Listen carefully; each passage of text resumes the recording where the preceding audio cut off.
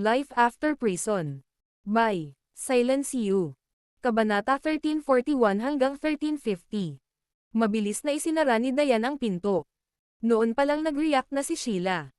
Kumunat ang noo niya at iniangat ang mukha niya. My God, ang bilis naman ng reaksyon ni Dayan.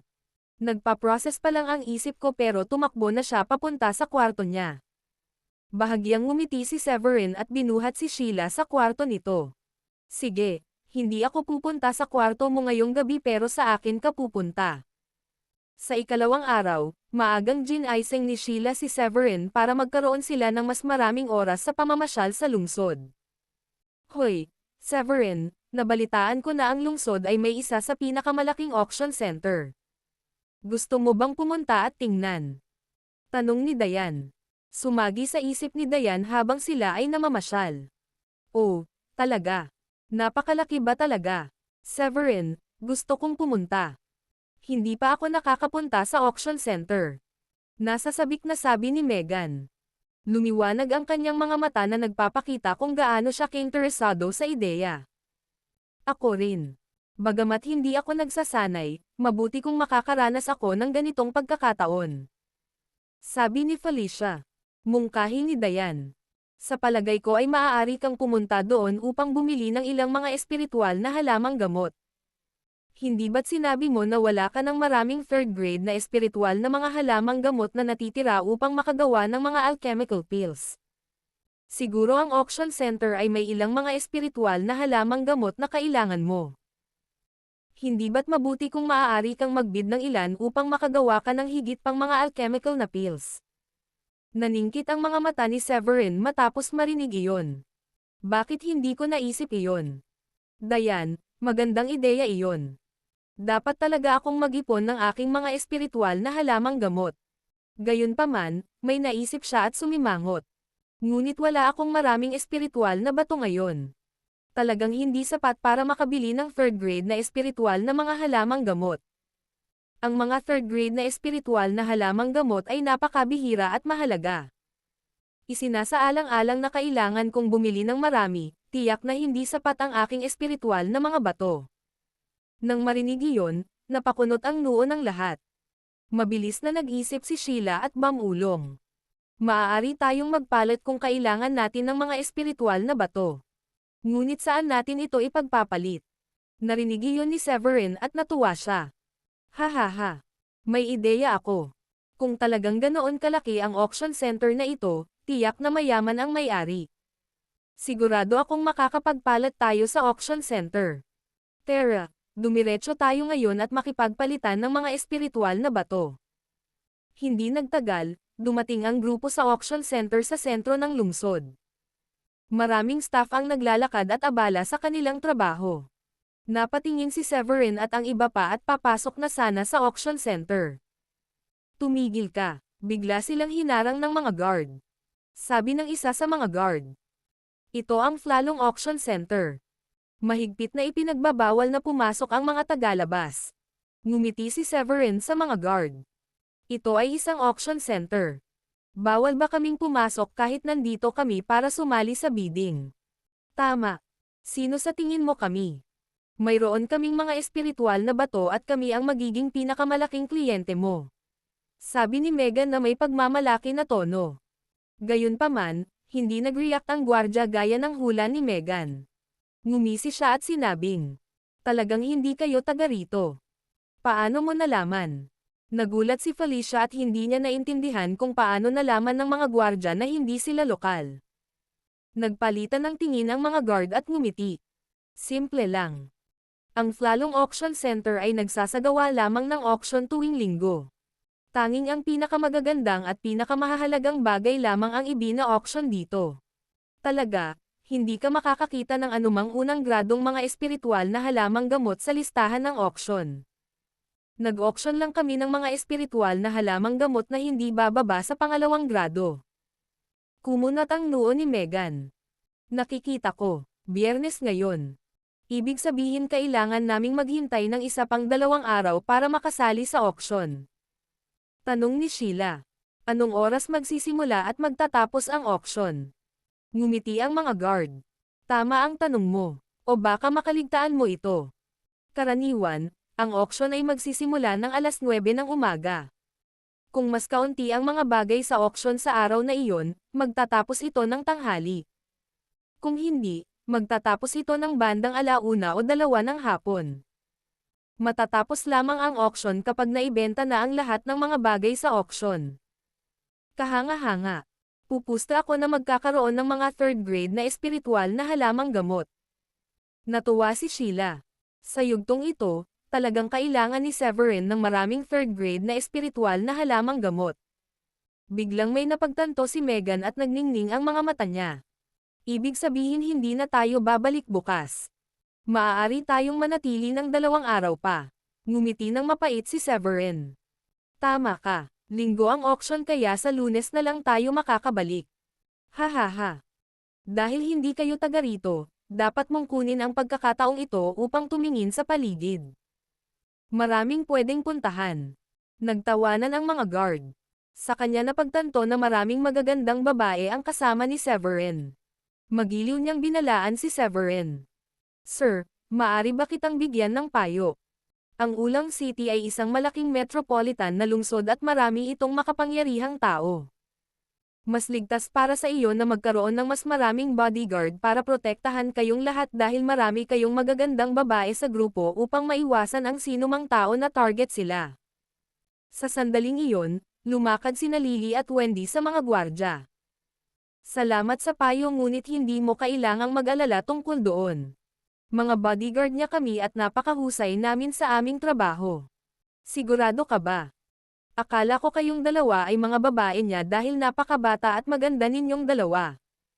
Hindi ko naisip na kayong dalawa ang bodyguard niya.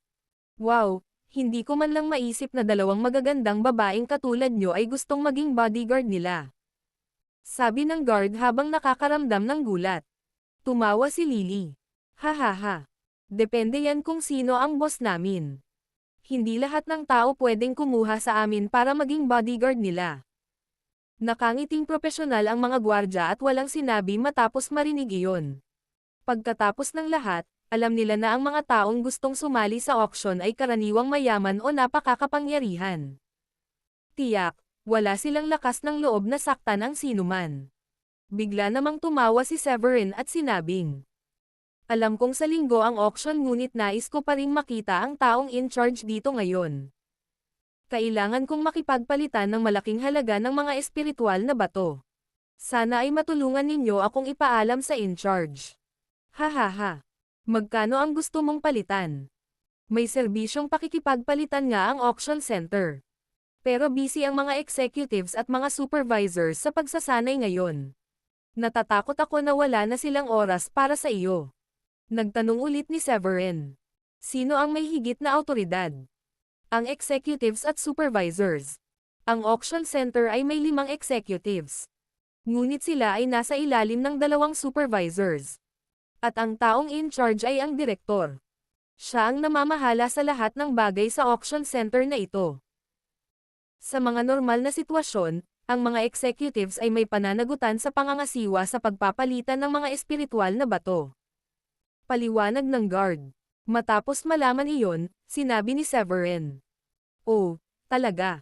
Kung gayon gusto kong makilala ang direktor. Noon lang, hindi na napigilan ng isa pang gwardya at hamarang. Sir, narinig mo lang ba yung sinabi namin? Pasisimplehin ko ulit kung hindi mo naiintindihan. Hindi mo makikita ang mga executive o ang mga supervisors dahil lang sa gusto mo. Kasama na rin doon ang direktor. Tsaka bawal kaming mag-report sa mas mataas na namamahala na hindi muna dumaan sa executives. Matutulungan ka lang namin na ipaalam sa mga executive at ang mga executive ang maghahanap para sa mga supervisors at ang mga supervisors lamang ang maghahanap para ang mga director. Naiintindihan mo ba? Iniskan ni Severin para malaman kung ano ang nakuha ng mga guard.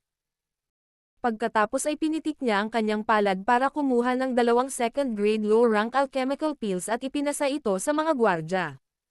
Nakikita ko na pareho kayong level 1 warrior king. Ang mga alchemical pills na ito ay makakatulong sa inyong 2 na mag-level up. Ngayon, sa tingin ba ninyo alinman sa inyo ay maaaring magbigay ng pabor sa akin at hayaan akong makipagkita sa isang supervisor o sa direktor? Mga alchemical na table task sa pangalawang grado na mababa ang ranggo. Lubusang nagliwanag ang mga mata ng mga guard. Napakahalaga rin ng kanilang reaksyon nang makita nila ang mga alchemical na table task.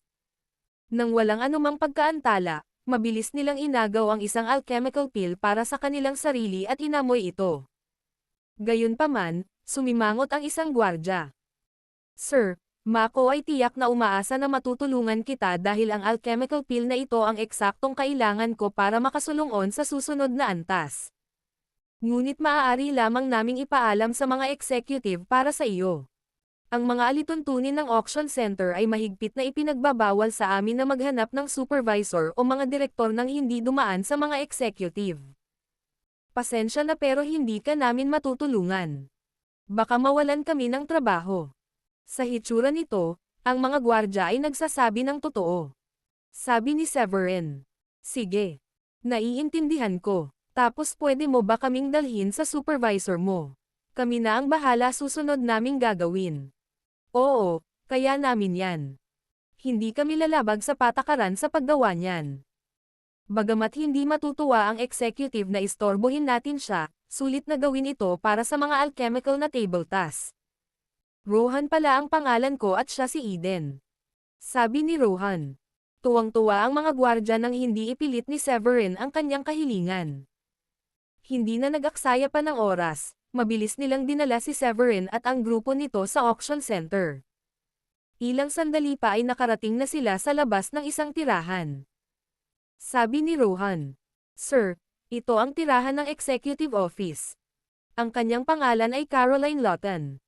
Mangyaring maghintay sa labas habang ipaalam namin sa kanya. Huwag mag-alala. Ginagarantiya namin na magse-set up ng isang pulong sa kanya. Walang pag-aalinlangan, pinakitunguhan ng mga gwardya si Severin ng may higit na paggalang at pagkamagiliw pagkatapos nilang tumanggap ng mga alchemical na table task mula kay Severin. Nakangiting tumanggo si Severin at pinanood ang mga guard na pumasok sa opisina ni Caroline. Bakit kayo pumunta dito? Ito ay araw ng pahinga ko ngayon. Wala akong pasok. Malungkot na sabi ni Caroline nang magpakita ang dalawang gwardya. Sinubukan niyang mag-level up kahapon. Bagaman, nabigo siya at iyon ang dahilan kung bakit siya nagkakaroon ng kakilakilabot na mood ngayon. Sa kabila ng paggamit ng 4th grade na espiritual na halamang gamot sa proseso, ang kapangyarihan ng espiritual na halamang gamot ay hindi sapat. Bukod dito, napakaraming maruming particle sa espiritual na enerhiya na naging dahilan upang ang kapangyarihan ay mas ligaw at hindi gaanong makontrol. Sa makatuwid, nabigo pa rin siya. Naniniwala siya kung maaari niyang makuha ang kanyang mga kamay sa isang alchemical pill, pagkatapos ay magtagumpay siya. At muli, ang mga alchemical na table task ay mahal. Mayroon siyang espiritual na halamang gamot ngunit hindi madaling makahanap ng alchemical pill na angkop sa kanya. Sabi ni Rohan. Miss Caroline, ikinalulungkot namin na abalahin ka sa pagsasanay o pagpapahinga. Nandito kami para sabihin sa iyo ang isang bagay. Magalang na ngumiti si Eden. Miss Caroline, alam mo naman kung gaano tayo kalapit, di ba? Ibig kong sabihin, sa 5 executive, na pagdesisyonan naming puntahan ka kasi may magandang ibabahagi kami sa'yo. Biglang napagtanto ni Rohan ang ginagawa ng kanyang kasamahan at sinabi. Tama. Isipin mo na lang. Bakit hindi muna namin hinanap ang iba pang 4 na executive at bakit ikaw muna? May magandang bagay talaga kaming ibabahagi sa iyo. Tumingin sa kanila si Miss Caroline at inikat ang mga mata dahil wala siyang pambili ng kahit anong sinabi ng mga guard. Oh, talaga? Ano ito? Napangiti si Eden. Mayroong lalaking ito na gustong makita ang direktor dahil gusto niyang makipagpalitan ng malaking halaga ng mga espiritual na bato. Sinabi namin sa kanya na kailangan naming dumaan sa bawat antas. Bago pa siya makatapos, galit na pinutol siya ni Caroline. Anong impyerno? Sa tingin ba niya ay magagamit talaga ang director na makipagkita sa sino mang gustong makipagkilala sa kanya? Sino siya sa tingin niya? Taga-mansion ba siya o isang war gods? Kahit na ang War Gods ay kailangang panoorin ang sinasabi niya kapag nakilala niya ang direktor. Kaya sino siya sa tingin ng lalaking ito? Sinundan ito ng paghinto. Hoy, huwag ka nalang magdala ng tao dito. Naiintindihan mo ba? Sige. Ibig kong sabihin ay kung gusto mo talagang makaligtaan ang pagkakataong makatanggap ng second grade alchemical peel, tiyak na madadala namin ang taong ito sa ibang executive. Isa siyang matalinong tao. Kung handa kang tulungan siya, tiyak na bibigyan kanya ng alchemical peel. Sabi ng guard na may goatee bear at nagkunwaring umalis. Teka, may sinabi ka bang second grade alchemical peel? Ito ba ay isang mababang ranggo o isang katamtamang ranggo? Natigilan si Caroline nang marinig iyon. Sa sandaling ito, siya ay isang level 4 warrior king. Sinubukan niyang mag-level up ngunit hindi ito madali. Kaya, talagang gusto niya ng second grade medium rank alchemical peel upang magarantya ang kanyang tagumpay. Bagamat gagawin ng second grade low rank alchemical peel ang trabaho, ang mga pagkakataong magtagumpay ay mas payat dahil ang kapangyarihan ay hindi sapat upang matulungan ang kanyang pambihirang tagumpay. Pinitik ni Rohan ang kanyang palad at kumuha ng second grade low rank alchemical peel. Ito ang alchemical peel na ibinigay sa amin ng lalaki. Ito ay pangalawang grade na mababa ang ranggo ngunit ito ay mas mahusay kaysa sa wala at ito ay angkop para sa amin. Ang pangunahing punto ay ang alchemical peel na ito ay isang elite quality. Nakangiting sabi ni Eden. Kailangan mong maging kahit second grade medium rank alchemist para magawa iyon. Sino ang nakakaalam na baka bibigyan kanya ng second grade medium rank alchemical peel pagkatapos mo siyang tulungan? Maya-maya, nagmungkahi si Rohan. Ngunit magkunwaring nabibigatan ka kapag humiling siyang magpatingin sa isang supervisor. Mas malamang nabibigyan kanya ng second grade medium rank alchemical peel sa ganoong paraan. Sa tingin ko siya ay isang matalinong tao na marunong gumawa ng paraan. Lubusang nagningning ang mga mata ni Caroline. Sa wakas, ito na ang hinihintay niyang pagkakataon. Ano pang hinihintay niyo? Kunin mo na siya. Bilin ni Caroline. At muli, mabilis niyang idinagdag. Sobrang saya ko na iniisip niyo muna ako kapag may maganda. Huwag kang mag-alala. Babayaran ko kayong dalawa. Sisiguraduhin kong makakatanggap kayong dalawa ng mas mataas na bonus ngayong buwan. Isa iyon sa mga bagay na labis na ikinatuwa ni Rohan at Eden. Kasabay nito, naramdaman nilang napakaganda ng bunga ng kanilang pagsusumikap at pagsisikap. Ilang sandali, lumabas sila at hinanap si Severin. Ngumiti si Rohan. Sir, pumapayag si Miss Caroline na makipagkita sa iyo pagkatapos namin siyang kumbansihin. Ikaw na ang bahala. Kailangan na nating bumalik sa pwesto natin ngayon. Paalam. Maraming salamat. Humalaklak si Severin at kinuyam ang kanyang kamay para makita silang palayo. Pagkaalis ni Rohan at Eden, dinala ni Severin ang isa at marahang kumatok sa pinto ni Caroline. Mangyaring pumasok. Sagot ni Caroline. Kumusta? Mangyaring umupo. Naghain siya ng tubig sa lahat at sinabi. Sinabi na sa akin ni Rohan at Eden ang iyong kahilingan ngayon. Ilang mga espiritual na bato ang nais mong palitan. Mayroon lang akong awtoridad na magpalit ng isang tiyak na halaga. Higit pa sa halagang iyon, kailangan mong hanapin ang mga supervisor. Mas mataas ang awtoridad nila. Ngunit hindi ito araw ng trabaho nila ngayon. Pareho silang abala at hindi mahilig maabala. Pagkatapos ng kaunting paghinto, nagpatuloy siya. Kaya iyon ang magiging problema. Alam na alam ni Severin kung ano ang hinahangad ni Caroline. Sa kabila ng pagiging isang problema, madali itong malutas sa pamamagitan ng pagbibigay kay Caroline ng isang bagay bilang kapalit. Iyon ang ipinahihiwatig ni Caroline. Ngumiti siya at sinilip si Caroline para malaman ang kanyang natamo. Miss Caroline, nakikita kong nasa peak stage ka na ng level 4 Warrior King.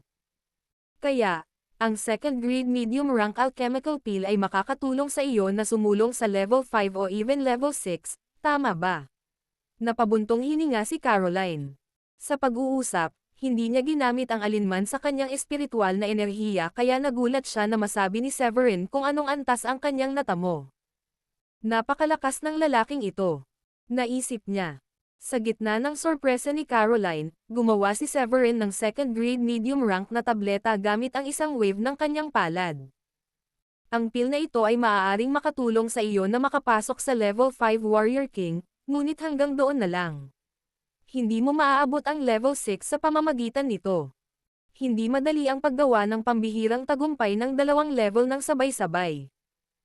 Tumigil sandali si Severin bago nagsalita. Ngunit nariyan ang mga pagkakataon dahil isa itong second-grade medium rank na pill. Kahit na hindi mo maabot ang level 6, ang iyong attainment ay sa pinakakaunti ay nasa peak ng level 5. Ang kailangan mo lang gawin pagkatapos nito ay magsanay ng mabuti at subukang gumawa ng panibagong tagumpay sa hinaharap. Maaari mo ba kaming dalhin upang makipagkita sa iyong supervisor kung bibigyan ka namin ng tabletang ito? Pasiga na tanong ni Sheila. Napalunok si Caroline. Hindi niya inasahan na gagawa si Severin ng second-grade medium rank pill, lalo pa ang isang elite quality second-grade medium rank pill. Masyadong nakakatukso ang alok para sa kanya. Sigurado. Hindi ito magiging problema sa lahat. Nagpakita ka ng labis na sinseridad na nararamdaman kong obligado akong tulungan ka sa iyong kahilingan. Tumanggaw si Caroline. Medyo nanginginig ang boses niya at halatang medyo nasasabik siya. Salamat sa problema mo noon. Kinawayan ni Severin ang kamay at inilabas ang tableta sa harapan niya.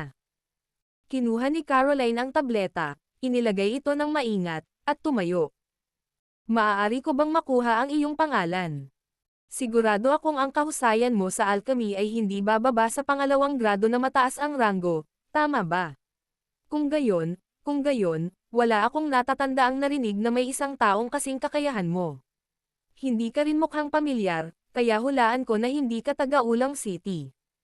Ngumiti ng mahina si Severin at sinabi. Ako ang gobernador ng South County, at nanggaling ako sa Skystream Province. Naiintindihan mo na hindi mo ako nakilala. Ang pangalan ko ay Severin. Severin Foylet. Ikaw pala ang gobernador ng South County. Sa iyong kabataan at talento, naniniwala akong isa ka sa pinakamagaling, kung hindi man ang pinakamahusay na alchemist sa kabuuan ng Dracodem. Nagulat ako na hindi ka gaanong sikat.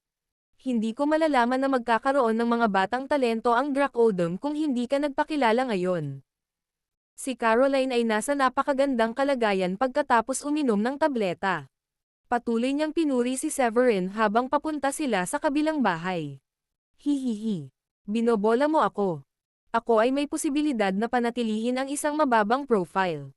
Kakataas ko lang din ang level ko kamakailan lang, nakakaunti lang ang nakakaalam. Nakangiting sagot ni Severin. Pagkatapos ng ilang pag-iisip, idinagdag niya. At saka, kung mas maraming tao ang nakakaalam kung ano ang naabot ko, malamang na maraming tao ang bumibisita sa akin araw-araw. Wala akong masyadong librerag oras pagkatapos. Tumanggaw si Caroline ng may simpatiya matapos marinig iyon. Mayroon kang punto. Ang ilan sa mga alchemist na kilala ko ay nakakuha ng maraming katanyagan kahit na sila ay gumawa ng isang pambihirang tagumpay sa pangalawang grado na mababang ranggo na alchemist. Hinayaan nilang makuha sila ng katanyagan dahil maraming tao ang gustong makakuha sa kanilang mabuting panig. Sila ay kumakain at umiinom sa lahat ng oras, at pagkatapos ay sumasang-ayon pa sila na kumuha ng ilang mga apprentice. Binabawasan nito ang oras na kailangan nilang mag-concentrate sa alchemy, kaya nahihirapan silang umunlad. Pagkatapos, tumingin si Caroline kay Severin ng may paghanga at sinabi. Hindi maraming tao ang maaaring panatilihin ang isang antas ng ulo tulad mo. Hahaha.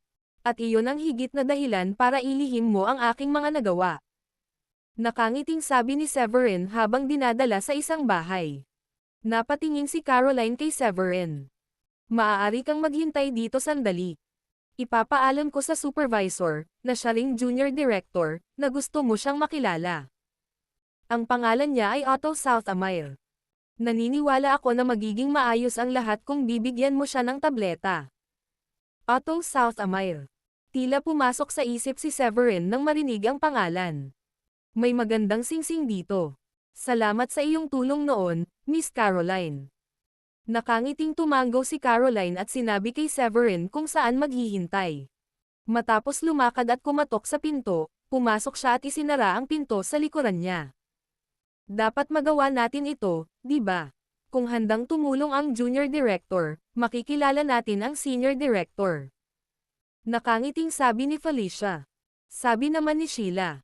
Hindi ako sigurado kung gaano kalaki ang awtoridad ng junior director na ito, ngunit maaari tayong makipagpalitan ng mga espiritual na bato sa kanya para hindi na natin kailangang makipagkita sa senior director.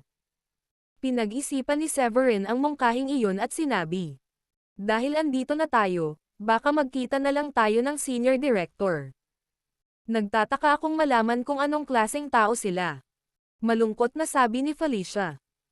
Hindi mo ba siya kailangang bigyan ng isa pang tableta kung gagawin mo iyon?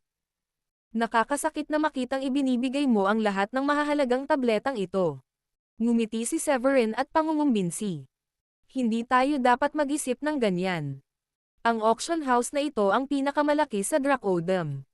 Isipin mo, kung kailangan ko ng mga espiritual na bato o espiritual na halamang gamot sa hinaharap, kung gayon ay mabuti na magkaroon sila bilang opsyon para humingi ng tulong. Wala akong mawawala kung bibigyan ko sila ng 2 pildores kapalit ng pagiging kaibigan nila. Bukod pa rito, maaaring tingnan ng ibang tao na ang mga tabletang ito ay mahalagang kayamanan, ngunit ang aking kakayahan bilang isang alchemist ay nagpapahintulot sa akin na pinuhin ang isang walang katapusang supply hanggat mayroon akong sapat na espiritual na mga halamang gamot.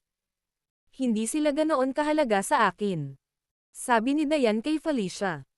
Huwag kang mag-alala tungkol dito, nanay. Si Severin ay may mga dahilan kung bakit niya ito ginagawa. Mas matutuwa ang mga taong iyon na tulungan siya sa kanyang mga kahilingan dahil siya ay isang alchemist.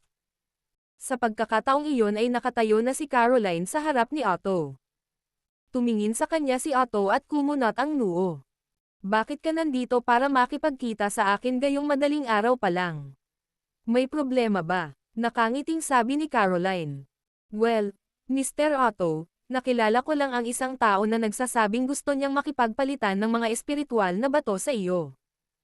Gusto kanyang makita. Napangiti ng pilit si Otto nang marinig iyon.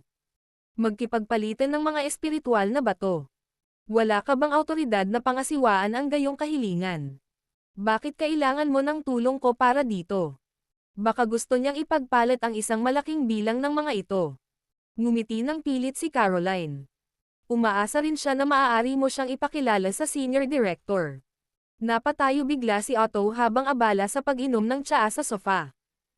Kumunat ang noo niya at tinanong si Caroline. Kamag-anak mo ba siya o ano? Anong pangalan niya? Severin Foylet ang pangalan niya, at hindi ko siya kamag-anak. Kakakilala ko lang sa kanya. Bakit pa ako magkakaroon ng mga kamag-anak na gustong makipagpalitan ng mga espiritual na bato sa akin? At bakit gusto kong guluhin ang senior director? Kung mayroon akong mga kamag-anak na ganoon, kamag-anak ako sa mga super. Yaman. Tinakpan ni Caroline ang bibig at tumawa. Napangiti si Otto. Severin, tama ba? Hindi ko narinig ang pangalang iyon dati. Bakit niya gustong makipag-usap sa senior director kung para lang makipagpalitan ng mga espiritual na bato? Iyon ay medyo matapang na pahayag mula sa kanya. Nagtataka ako kung bakit ipinagpapalit niya ang lahat ng mga espiritual na batong ito at kung magkano ang pinaplano niyang ipagpalit ang mga ito. Hindi ko pwedeng problemayan ang senior director sa isang kapritsyo. Kung maliit lang ang papalitan ng lalaking iyon, baka hindi matuwa ang senior director na dinala ko sa kanya ang isang tao. Kinawian ni Otto ang kamay at sinabi kay Caroline. Dapat sinabi mo na lang sa kanya na umalis. Inikat ni Caroline ang mga mata kay Otto. Sa tingin mo, dadalhin ko siya para makipagkita sa iyo kung hindi niya ako ginawan ng anumang pabor. Naiintindihan mo ang ibig kong sabihin, hindi ba? Siguradong makakakuha ka ng mga benepisyo kung dadalhin mo siya upang makilala ang senior director. Mga benepisyo. Nagulat si Otto sa narinig. Anong uri ng benepisyo? Hindi ako interesado sa pera. Marahil ay isa sa alang-alang ko lamang ito kung mag-aalok siya sa akin ng ilang 4th grade na espiritual na halamang gamot. Hindi mo ba kayang tingnan ang mas malaking larawan? Kahit na ang 4th grade na espiritual na halamang gamot ay mahusay, hindi iyon ang ibinigay niya sa akin. Binigyan ako ng isang tableta. Inilabas ni Caroline ang second-grade medium rank pill gamit ang isang pitik ng kanyang palad. Nakikita mo ito. Isa itong second-grade na medium rank na tableta. Sapat ba ito para sa iyo? Sapat ba ang halaga nito para sa iyo? Napalunok si Otto nang makitang isa itong second-grade medium rank na tableta. Isa rin itong elite quality na tableta. Hihihi. Dapat isa siyang high-rank alchemist sa pangalawang grado kung gayon. Bilisan mo at papasukin mo siya. Medyo nasasabik siya matapos mapagtanto na nasa bingit na siya ng isang pambihirang tagumpay pagkatapos makuha ang tabletang iyon. Maghintay ka dito. Dadalhin ko siya para makilala ka ngayon din. Ngumiti si Caroline at lumabas. Anong nangyari? Nagawa mo ba ito? Nakangiting tanong ni Severin nang makitang naglalakad pabalik si Caroline. Ang masayang tingin ni Caroline ay nagpapahiwatig na ang lahat ay naging maayos. Nakangiting sabi ni Caroline. Oo, tapos na. Salamat ulit sa tableta. Tawagan mo ako kung kailangan mo ng tulong ko sa hinaharap. Gagawin ko ang lahat kapag may pagkakataon ako. Tumanggaw si Severin. Nasa iyo ang aking pasasalamat. Nagdahilan si Caroline nang pumasok si Severin kasama ang iba. Ah, ikaw pala ang junior director, kung ganoon. Hello. Nakangiting bati ni Severin pagkapasok niya sa bahay. Ginantihan naman ito ni Otto, ngunit bahagyang kumaibot ang kanyang mga labi at medyo naninigas ang kanyang ngiti nang marinig niyang tinawag siya ni Severin bilang junior director. Ang auction house ay may dalawang posisyon sa direktor na hinati sa junior director at senior director. Sa karaniwang mga pangyayari, itinuring siya ng lahat bilang isang direktor, sa halip na isang junior director. Kahit na walang likas na mali sa kung paano siya hinarap ni Severin, medyo nalungkot siya dahil pakiramdam niya ay mababa ang tingin ni Severin sa kanya. Gayunpaman, pinaalalahanan niya ang kanyang sarili na malapit na siyang makakuha ng isang mahalagang tableta at maglalagay ng isang malaking ngiti. Maupo kayo, lahat. Sinabi sa akin ni Miss Caroline ang tungkol sa iyong sitwasyon, Mr. Severin. Naghahanap ka ng maraming espiritual na bato, hindi ba? Hindi mo kailangang abalahin ang senior director niyan. Matutulungan kitang palitan ang mga ito, at matitiyak ko sa iyo na mayroon akong sapat na awtoridad para gawin iyon. Awtorisado akong pangasiwaan ang mga transaksyon ng 10 milyong espiritual na bato, at ito ay mga mataas na uri ng espiritual na bato na pinag-uusapan natin. Hindi mababang grade espiritual na mga bato o middle grade espiritual na mga bato. Si Otto ay may mapagmataas na hitsura dahil siya ay may awtoridad na harapin ang matataas na uri ng mga espiritual na bato. Nang matapos magsalita si Otto, kinuha niya ang tasa ng tsaa at humigop ng tsaa habang nakakross ang mga paa. Ito ay isang malinaw na pagpapakita ng kataasan. Upang magpadulas kay Severin, ngumiti siya at sinabi, "Magiging tapat ako, Mr. Severin. Hahayaan kitang ipagpalit sa iyo mga espiritual na bato sa pinakamataas na limitasyon na pinahintulutan kong gawin. Sapat na ba ang 10 milyon?" Gayunpaman, nagulat siya nang ngumiti si Severin. At kung gusto kong makipagpalitan ng ilang daang milyon o higit sa 1 bilyong mataas na gradong espiritual na mga bato. Mangangailangan iyon na pumunta ako sa senior director, tama ba? Nabulunan ni Otto ang kanyang tsaa at tumalsik ang isang subo. Ibinaba niya ang tasa at gulat na sabi kay Severin. Nagbibiro ka, tama ba?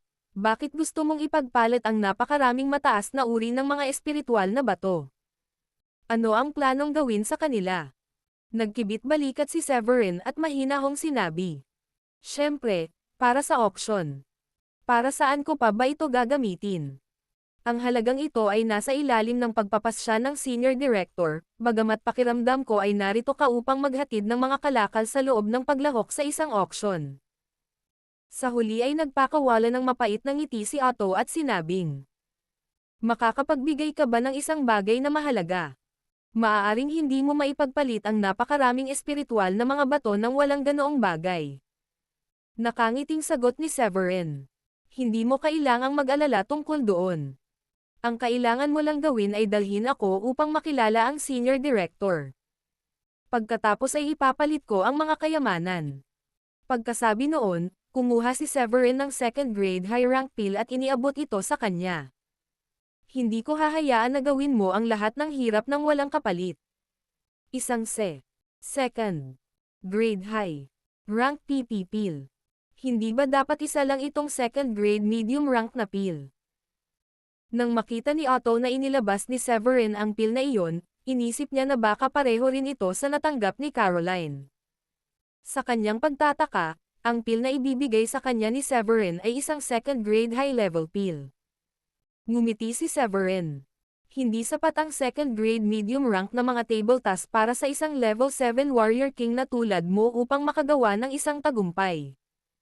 Kakailanganin mo ang mga espiritual na halamang gamot upang matulungan kanyan, ngunit ang espiritual na enerhiya sa loob ng mga halamang ito ay medyo hindi mahuhulaan. Ang iyong tagumpay ay maaapektuhan kung ang pinagmumulan ng enerhiya na iyong ginagamit ay binago sa kalagitnaan. Maaari ka pa ring magkaroon ng pagkakataon na gawin ang tagumpay na iyon, ngunit ang rate ng tagumpay ay bababa ng malaki. Maya-maya, huminto sandali si Severin bago idagdag. Ang lakas na nasa loob ng second grade high rank pill na ito ay magiging higit pa sa sapat para makakuha ka ng isang pambihirang tagumpay. Hindi mo na kailangang gumamit ng mga espiritual na halamang gamot sa anumang punto sa panahon ng pambihirang tagumpay. Ano sa palagay mo? Tama ka, Mr. Severin. Napalunok si Otto habang nakatingin sa tableta sa kamay ni Severin. Halos maramdaman niya na parang nananaginip siya. Tumingin siya kay Severin at hindi siguradong nagtanong. Ngunit ito ay masyadong mahalaga. Ibibigay mo lang ba talaga sa akin yan? Ang gagawin ko lang ay dalhin ka para makilala ang director namin. Hindi mo ba naisip na masyado kang mapagbigay? Medyo napatulala si Severin. Hindi niya inaasahan na si Otto ay nag-aalinlangan at natatakot na tanggapin ang tableta. Ngumiti siya ng mapait at sinabing, "Gusto mo ba o hindi? Babawiin ko ang alok ko kung interesado ka." Agad na inagaw ni Otto ang tableta kay Severin pagkasabi niya noon. "Oo naman syempre, gusto ko ito. Magiging handgal ako kung tatanggihan ko ang isang bagay na napakahalaga." Tiningnan niyang mabuti ang tableta matapos itong agawin at naamoy din ito ng pangyayari. Tapos sabi niya na may kasamang ecstatic expression. "Nakakamangha ang amoy. Napakaganda din ng kulay. Itinuturing kitang mabuting kaibigan, Mr. Severin, kaya magpalitan tayo ng ating impormasyon sa pakikipag-ugnayan. Sabihin mo lang kung kailangan mo ng tulong ko sa hinaharap. Maaari mo ring ipaalam sa akin kung kailangan mong makipagpalitan ng mga espiritual na bato. Sinabi ko na sa iyo kung gaano ako autorisadong pangasiwaan, ngunit dahil lumampas ka na sa limitasyong iyon, kailangan kitang dalhin upang makipagkita sa senior director." Hindi napigilan ni Severin ang mapangiti nang makita silang ganoon. "Hahaha. Oo naman. Deal na yan." Masayang nakipagpalitan ng contact information si Severin kay Otto. "Kung ganoon, Mr. Severin, ihahatid na kita agad sa aming direktor," sabi ni Otto kay Severin matapos iligpit ang tableta. "Salamat sa problema mo, Otto. Itinuring na kitang kapatid simula ngayon," sagot ni Severin. Siyempre. Hahaha. Oo nga pala, malayo na ang narating mo, kaya dapat maglaan ka pa ng ilang araw para makita ang mga pasyalan at mag-enjoy sa natitirang bahagi ng lungsod. Todong ngiti si Otto habang inaakay si Severin palabas ng kanyang bahay. Kasabay nito, lihim siyang nakaramdam ng saya dahil may 2 junior director sa lungsod, at ang kanyang kalaban ay isang matanda. Kung ang senior director ay inilipat sa ibang lugar, ang susunod na senior director ang pipiliin sa kanilang dalawa. Ang parehong mga junior director ay halos pareho ang nakuha, at pareho silang mga veterano. Kung ang alinman sa kanila ay gustong makakuha ng mataas na kamay, kung gayon ang pinakamahusay na paraan upang gawin ito ay ang maging unang gumawa ng isang pambihirang tagumpay. Sa kasamaang palad, hindi naging madali para sa mga may mataas na tagumpay na gumawa ng isang pambihirang tagumpay.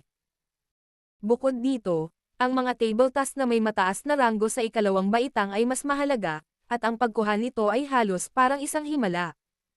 Sa kabutihang palad para sa kanya, naging mabuting tagapayo siya ni Caroline sa nakalipas na 2 taon, at nagkaroon din sila ng magandang relasyon. Ang kanyang mga pagkakataon na makakuha ng tableta ay mas maliit kung dinala ni Caroline si Severin sa ibang junior director. Ang pagkakataong mayroon siya ay walang alinlangan na isang magandang pagkakataon. Sa pangunguna ni Otto, hindi nagtagal ay dumating si Severin at ang iba pa sa labas ng isang bahay. Ang tirahan ng senior director ay hindi mukhang masyadong maluho, ngunit ang bahay sa kabuuan ay mas malaki kaysa sa iba. May mga nakatanim na bulaklak at halaman sa bakuran, at naamoy nila ang namumulaklak na halimuyak sa pasukan. Mukhang romantiko sa puso ang senior director mo. Pupusta ako na nangangailangan ng maraming oras upang pangalagaan ang mga bulaklak na ito.